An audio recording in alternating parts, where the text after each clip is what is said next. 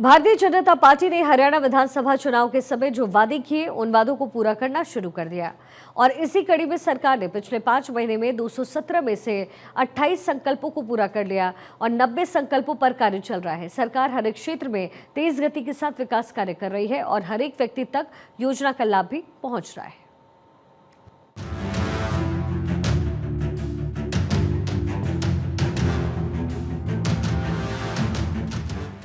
हरियाणा में नायब सिंह सैनी सरकार ने लाडो लक्ष्मी योजना को अमली जामा पहनाने की पूरी तैयारी कर ली है।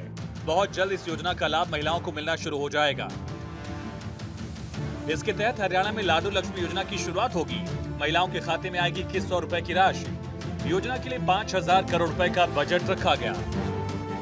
महिलाओं के साथ मुख्यमंत्री ने युवाओं को भी तोहफा देने की तैयारी की। युवाओं को सरकारी नौकरी का प्लान तैयार किया गया है। 7500 पदों का परिणाम जारी किया जाएगा। सभी विभागों में खाली पदों पर भर्ती भी होगी। बिना खर्ची बिना पर्ची मेरिट के आधार पर सरकारी नौकरी मिलेगी। युवाओं को सरकारी नौकरी के मुद्दे पर सीएम सैनी ने पूर्व की कांग्रेस सरकार पर हमला बोला। कहा चुनाव के समय कांग्रेस के लोगों ने कोर्ट में जाकर 26,000 पदों के परिणाम पर रोक लगवा दी थी। ये इस प्रकार का दौर था और उस कार्यक्रम से मैं आया हूँ क्योंकि इस प्रकार के कार्यक्रम है कि लोगों को इस बात से अवगत होना चाहिए, आने वाली पीढ़ियों को इसके बारे में मालूम होना चाहिए। नायब सिंह सैनी सरकार में हरियाणा विकास के नए आयाम छू रहा है, जहां शहर के साथ गांव, गरीब और किसान सबका विकास हो रहा है। चुनाव के समय जनता से किए वादों को सीएम सैनी तेजी से पूरा करते जा रहे हैं। 10 जिलों में इंडस्ट्रियल मॉडल टाउनशिप बनाने के कार्य जारी हैं। साथ ही 36,000 परिवारों को आवास योजना के तहत 151 करोड़ रुपए मिले। 1 लाख परिवारों को 100 गज के प्लॉट की रजिस्ट्री की गई।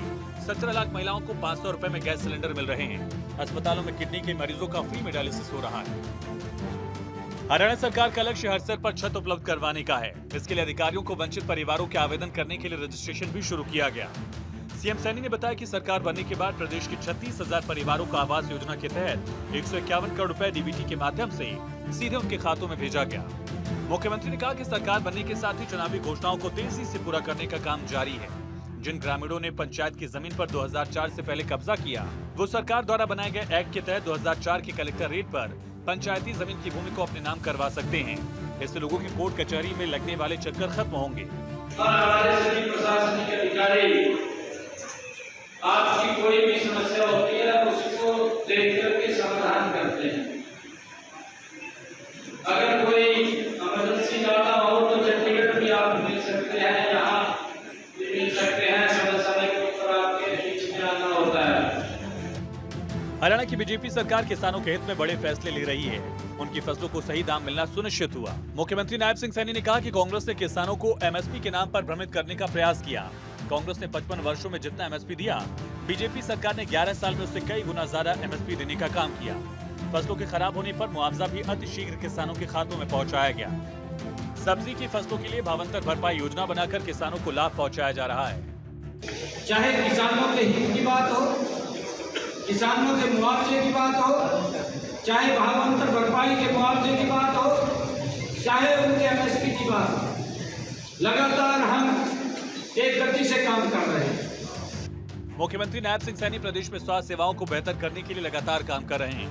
हर गरीब को सस्ता इलाज मिले, इसकी भी योजना तैयार कर ली है। हर जिले में एक आधुनिक अस्पताल बन रहे हैं, जहां लोगों को सभी प्रकार के इलाज की सुविधा मिलेगी। इन अस्पतालों का उद्घाटन 15 अगस्त को किया जाएगा। हरियाणा में बेहतर स्वास्थ्य सुविधा के लिए सीएम सैनी ने प्रदेश के हर जिले को आधुनिक अस्पतालों की सौगात देते हुए कहा, सभी अस्पतालों के अंदर एक कमेटी का गठन भी होगा जो मरीज को रेफर करने का काम करेगी।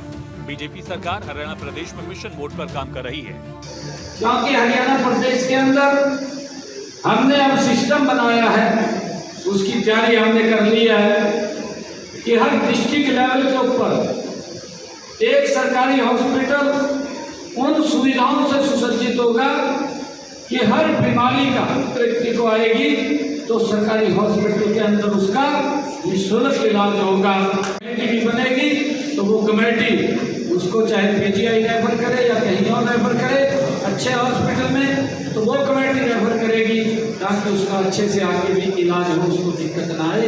ये सुविधा है, हमारी सरकार निरंतर इसके ऊपर काम कर रही है। मुख्यमंत्री नायब सिंह सैनी ने इमरजेंसी पर भी कांग्रेस पर जोरदार हमला किया।